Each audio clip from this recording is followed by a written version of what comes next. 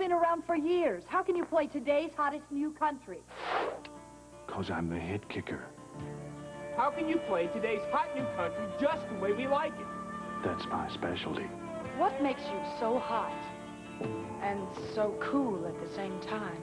'Cause I'm the good time your mama warned you about. News more often. Live from Television Hill, this is Channel 11 News at Noon, anchored by Dela Cruz, Ron Jay, and Bill Cardill with Carnegie Science Center weather. Now, Channel 11 News at noon.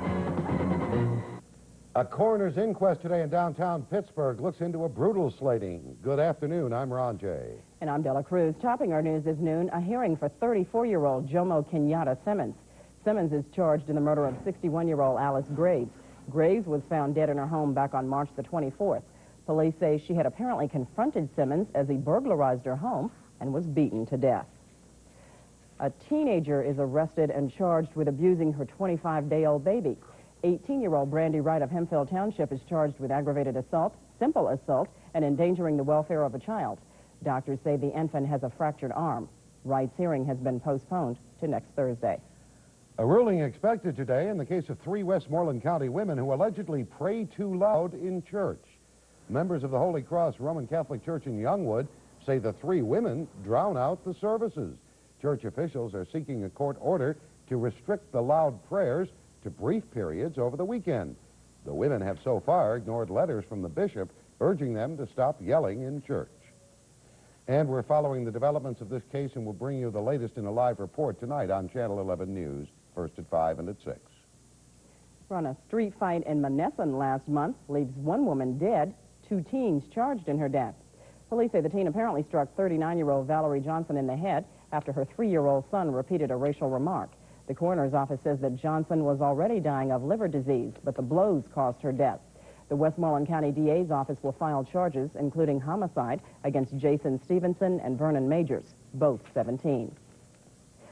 A Monview Heights woman is dead following a shooting last night. According to police, 35-year-old Joyce Davis was visiting a home in West Mifflin when she was shot in the head.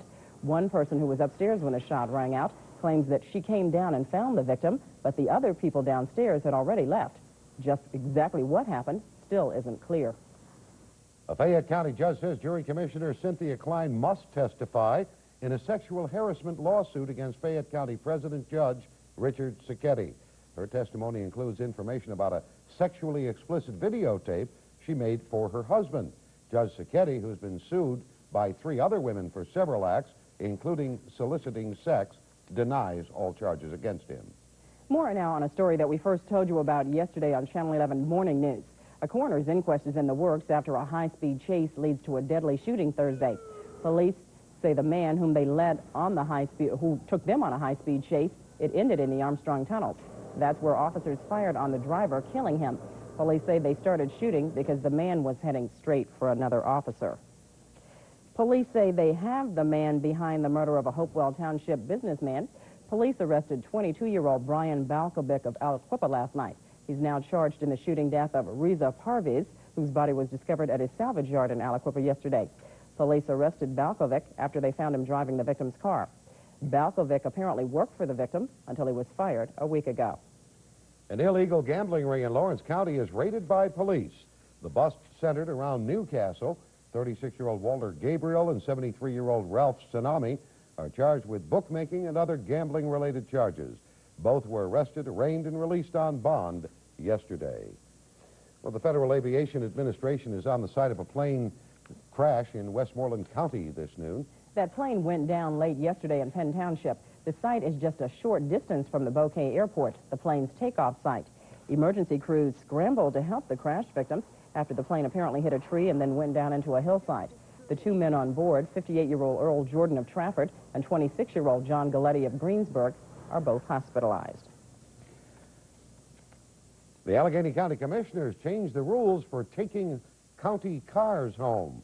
The commissioners reduced the number of take-home vehicles after news reports on the subject last year. A published report says employees took the cars and trucks home in the evenings as well as on the weekends. After a follow-up story, 40 more employees lose their auto privileges over the past 2 weeks. Amtrak faces 2 more rounds of cutbacks this year. In a move to save the railroad from going bankrupt, over 5,600 people will be laid off, and service will be cut back on 10 different routes. The cuts are expected to save the railroad over $200 million this year. The Broadway Limited, for instance, which runs from New York to Chicago and stops in Pittsburgh, will now only go from New York to Pittsburgh. Some changes are also in store for a well-known Pittsburgh hotel. Management of the 600-room Vista Hotel will soon change hands. Phoenix-based DoubleTree Hotels has picked up a long-term agreement to operate the hotel starting at the end of June. Hilton has managed the Vista until now. DoubleTree says it plans to change the name of that hotel to what else? The DoubleTree Pittsburgh Hotel. Former security guard at a local college faces a hearing on charges he called in 5 bomb threats to that school since late last year. This story from our newspaper exchange partner, the North Hills News Record.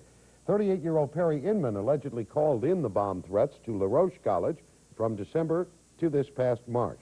No bombs were ever found, but buildings at the school had to be evacuated as a precaution. According to McCandless police, Inman confessed to those charges. A motive in the case is unclear at this time. And from our newspaper exchange partner, the Valley News Dispatch, motorists in the habit of using Burtner Road to cut across Freeport Road are about to go cold turkey. PennDOT will close the small portion of Burtner Road between the one-way sections of Freeport Road this coming Tuesday. That intersection has been the scene of several accidents during this past year. Those of you who love a good salad the way I do know by now that the price of lettuce is skyrocketing. The weather in California destroyed hundreds of acres of crops.